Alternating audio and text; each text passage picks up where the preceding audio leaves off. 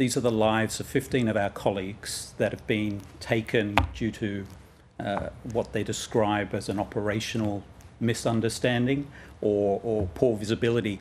We're talking about one of the world's most advanced military forces. The IDF knows the movements of all humanitarian personnel in the areas where they're conducting operations, and they benefit to communications from us about all of our movements, where our facilities are, our vehicles, their registrations. So to be told that this was an operational understanding is really quite an insult to the lives of those lost, to their surviving family members, and an insult to international humanitarian law. Can you talk me through this notification system? You said there that the IDF is aware of medical personnel and their movements. This humanitarian notification system. Can you talk me through what it is and how it works? Yes, of course. It's a system that's been in place, of course, for many, many years for operations throughout Gaza before this crisis. But it's essentially a communications channel where humanitarian organisations like MSF provide detailed transport and movements information to the Israelis so that we can avoid just the sorts of tragedies as has taken place at the end of last month. So this is information about our places of work, places where our staff are residing, hospitals, health clinics, vehicles, and specific movements at specific times. That information has not been used rigorously in the last few weeks. In particular, over the last month, we've noticed the reliability of the Israeli engagement with that system dropping off. And unfortunately, that's probably a factor in this absolutely horrendous atrocity that happened on the 30th of March. How has this incident impacted how your staff go about their work in Gaza? Well, for all humanitarian staff, MSF included, we've lost faith and trust that even our basic communication systems are now not working.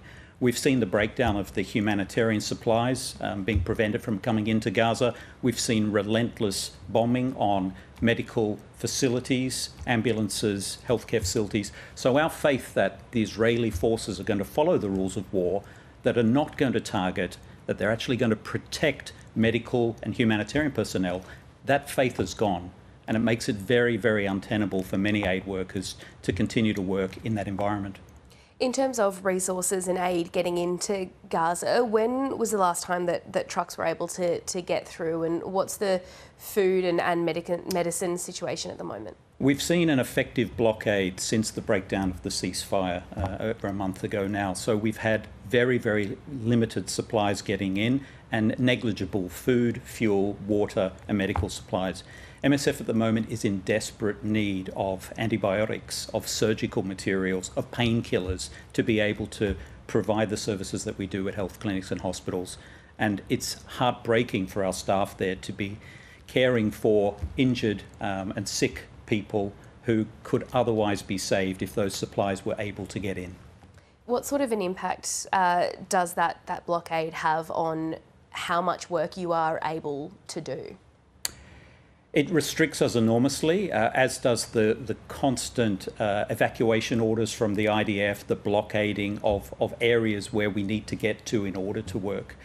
Last week we issued a statement saying that really Gaza has become a death zone for Palestinians. It's incredibly difficult to survive there, let alone to be able to protect your children, your parents and your loved ones in that environment. So it's getting worse, and there seems to be no let up in the number and severity of the bombardments.